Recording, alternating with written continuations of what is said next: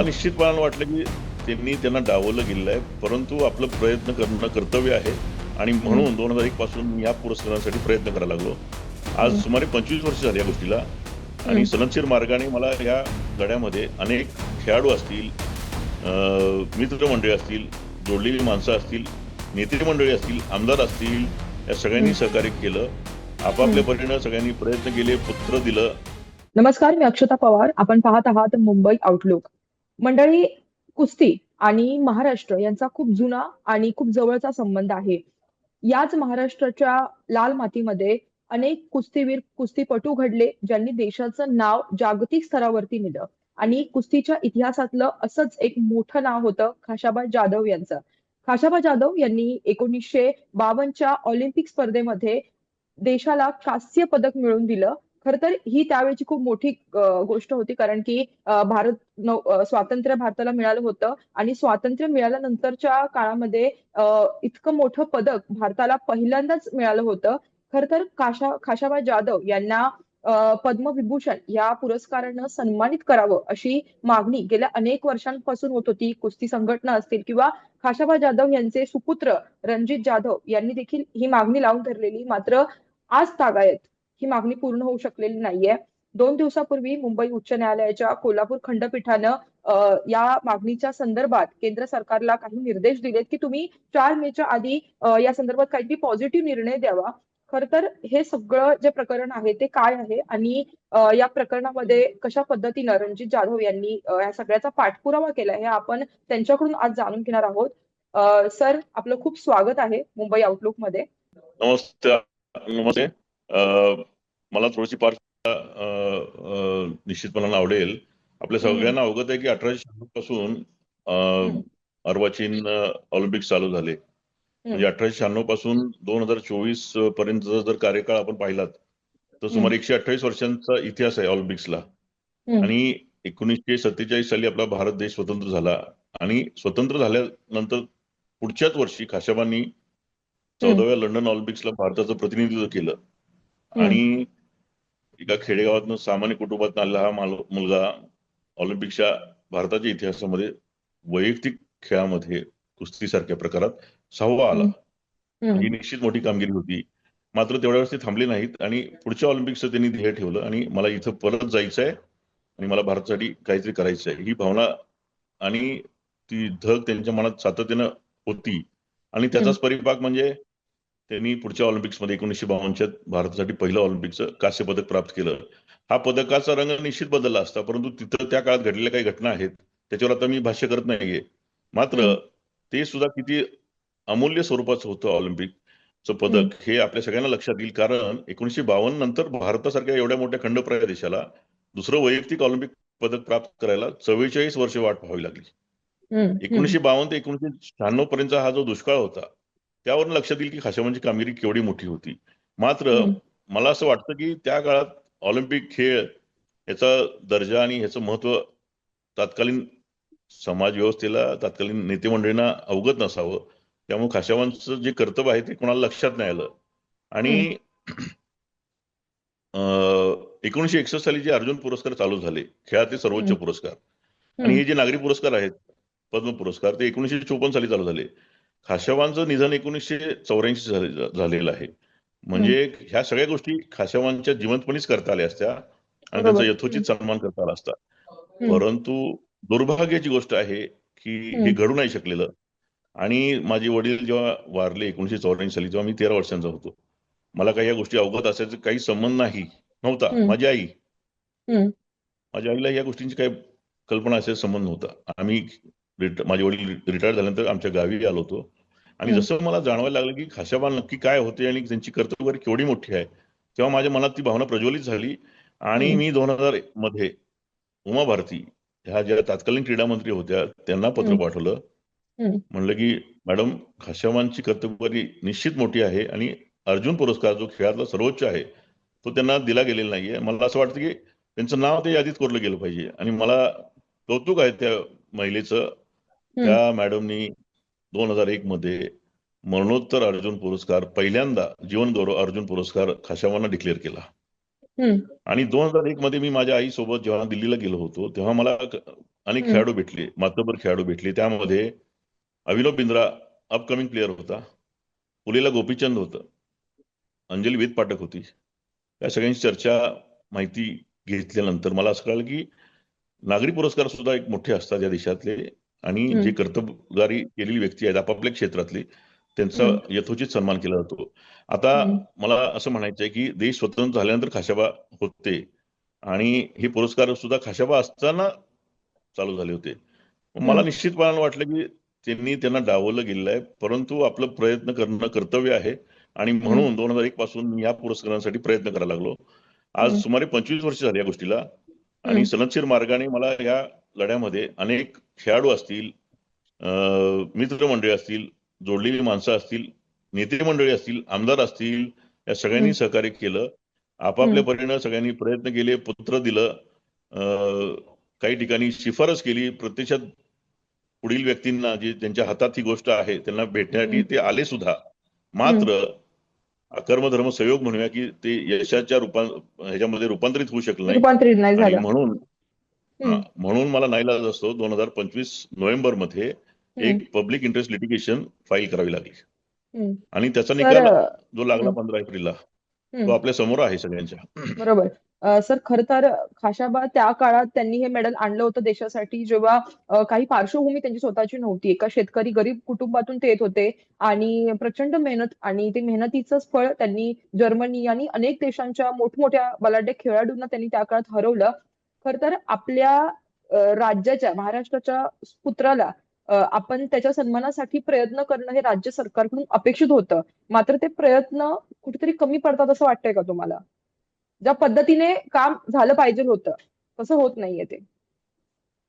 तर बघा, भूतकाळात काय घडलंय त्याच्यावर हम्म. चर्चा करावी अशी माझी इच्छा नाहीये. हम्म. काही गोष्टी काही कारणास्तव राहून गेल्या आहेत, हे हम्म. निश्चित आहे. हम्म. माणूस तर आता जिवंतच नाहीये, बरोबर. हम्म. माणूस हम्म. उभा आहे आणि त्याच्यावर कौतुकाची थाप पडली पाठीवर, तर हम्म. ते लाख करोड रुपयांपेक्षा मोलाचं आहे. हम्म. हम्म. याची तर कशातच भरून निघत नाही. खाशाबा काही जिवंतच हम्म. नाहीयेत, आणि हम्म. जिवंतपणी तिने कुणाकडे जोगवा नाही मागितला, हो, कसं बरोबर. नाही, ते कधीच पण नाही. तिथं हो. केलंय हम्म. हम्म. की बाबा यांना मिळालं पाहिजे. म्हणून मी अक्षरशः रानोरान माळोमाळ हम्म. भटकलोय, ही खरी गोष्ट आहे. आता मला सांग, खाशाबाला तुम्ही काय अगदी सोन्यात वाढवायचं म्हटलं तर ती नाहीतच ना जिवंत. हम्म. फक्त हम्म. एक हम्म. मानसिक समाधान की बाबा त्यांना तुम्ही त्या हम्म. हम्म. पंक्तीत बसवलं, हम्म. आणि म्हणून हम्म. हा लढा आहे. हम्म. आणि मला सांगा की आपल्या समाजात अशी अनेक माणसं आहेत जी कर्तव्यगार आहेत, पण हम्म. दुर्दैवानं ती पडद्याआड गेलेली आहेत. बरोबर. लढण्याचं बळ त्यांच्यामध्ये राहिलं नाही. हम्म. हम्म. हम्म. बळ आलं, माझ्या आईबापाची पुण्य असेल, परमेश्वराचं बळ माझ्या पाठीशी असेल, ताकद दिली मला पळण्याची. हम्म. 25 वर्ष लढाई सोपं नाही मॅडम. बरोबर.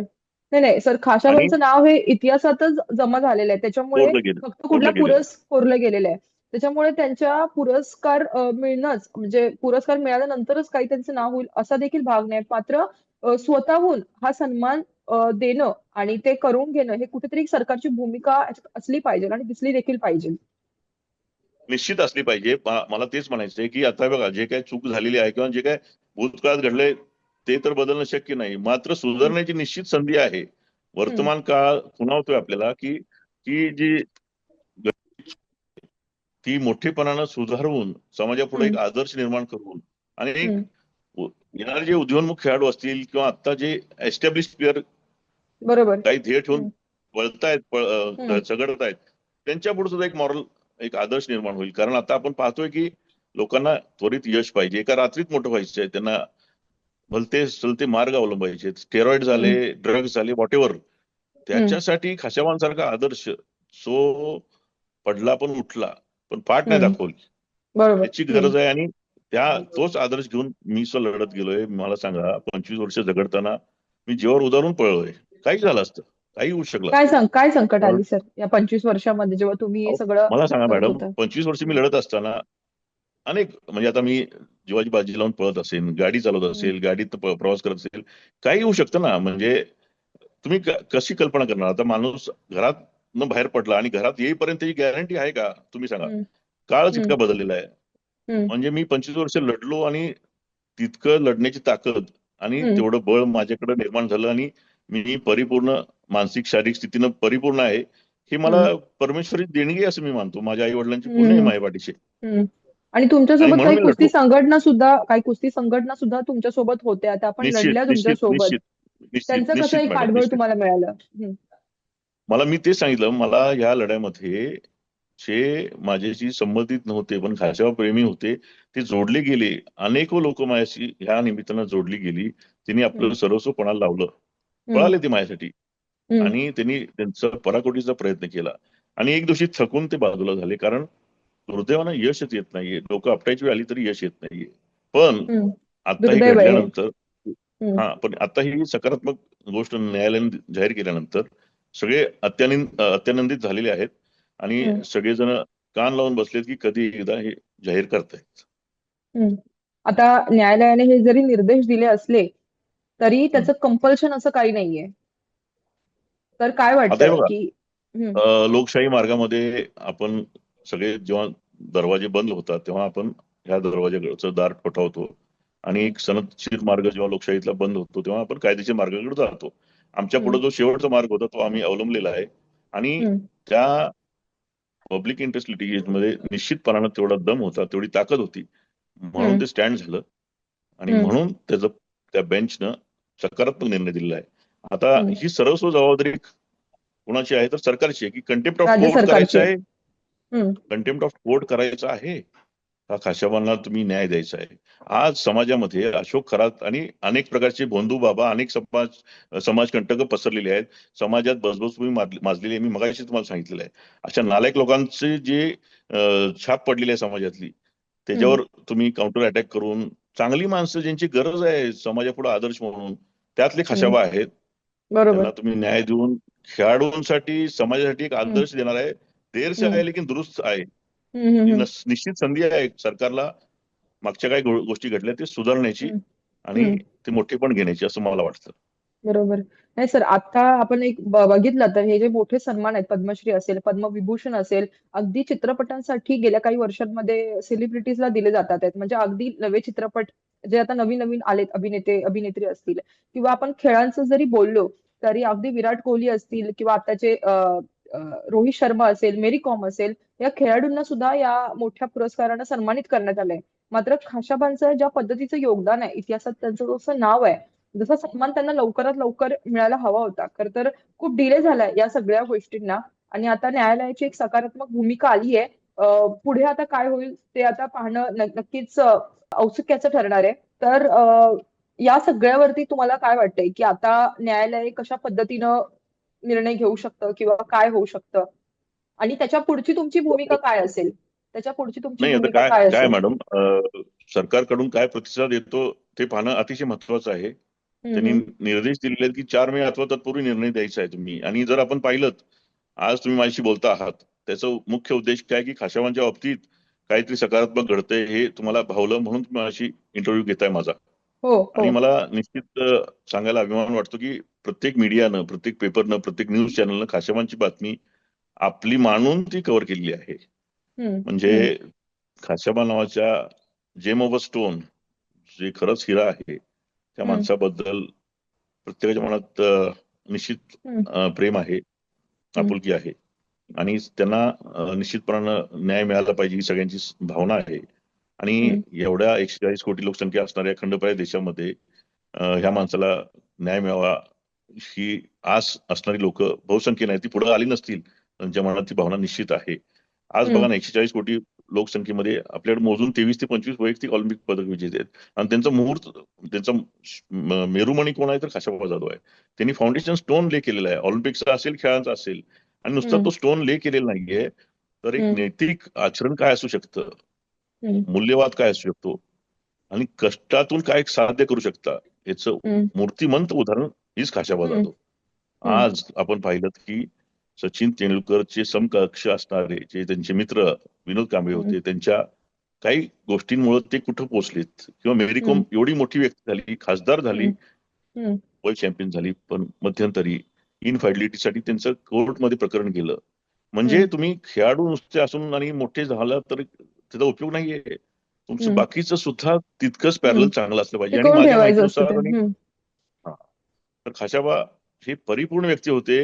हो. आणि अगदी विजिगीषू वृत्ती असणारा माणूस. मला सांगा, खाशाबांच्या काळात हम्म, यशवंतराव चव्हाण नावाचे उपपंतप्रधान होऊन गेले, जे कराडचे होते, त्यांच्या हम्म, शाळेत शिकलेले होते. हम्म, यशवंतराव मोहिते नावाचे मंत्री होऊन गेले, जे त्यांचे नात्याने मिळवणे लागत होते. राजाराम बापू पाटील होते, वसंतदादा पाटील होते. त्यांनी फक्त जी हुजूर केलं असतं तर ते मागच मोठे झाले असते, पण ते त्यांच्या तत्वात नव्हतं. स्वाभिमानी हम्म, माणूस होता.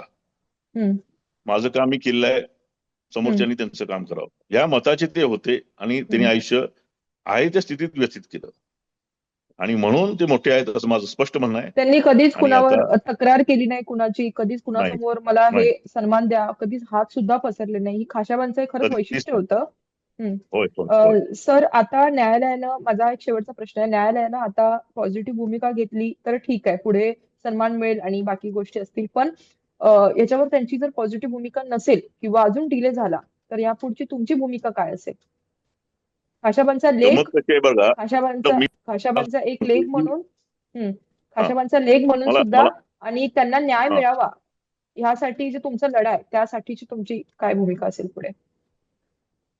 बघा, आता 4 मे पर्यंत वाट पाहणं हे महत्वाचं आहे. दुसरी गोष्ट, हं, आशावान सारख्या माणसाचं हे जे पद तुम्ही घोषित करू इच्छिता, ते हं, डावलण्यामागं योग्य कारण काय आहे ते तरी तुम्ही द्या ना. पहिली गोष्ट म्हणजे हं, there should be a moral reason आणि proper reason to show a negative cause for not declaring हं, पद्मविभूषण. हं, हे महत्वाचं आहे. जर हं, तुम्ही खाशाबान सारख्या माणसाला नाकारता आहात, तर हं, त्याचं कारण द्या ना, प्रबळ कारण द्या, जे समाजाला पटलं पाहिजे आणि हं, कोर्टालाही पटलं पाहिजे. हं, आणि अ, त्यांनी ते नाकारलं, हं, तर आमचे जे सन्माननीय वकील आणि त्यांची टीम आहे, हं, त्यांच्या सल्ल्यानुसार मग पुढील पाऊल टाकावं लागेल, असं मला या निमित्तानं हं, हं. म्हणावंसं वाटतंय. म्हणजे तुम्ही शेवटपर्यंत हा लढा देण्यासाठी तयार आहात, हो, आता जोवर हा हे बघा, सन्मान मिळत नाही तोवर. मी काय म्हणलं, की सन्मान तुम्ही देत असाल तर ते देण्यासाठी पात्र आहेत का, हं, हं, याचा तुम्ही विचार करा. पात्र असल्याशिवाय कोर्टात केस स्टँड झालेली नाहीये. हं, कोर्टाने निर्देश उगाचच दिलेले नाहीयेत. आणि जर हं, त्यांना नाकारायचं असेल, हं, कारणं पाहिजेत ना.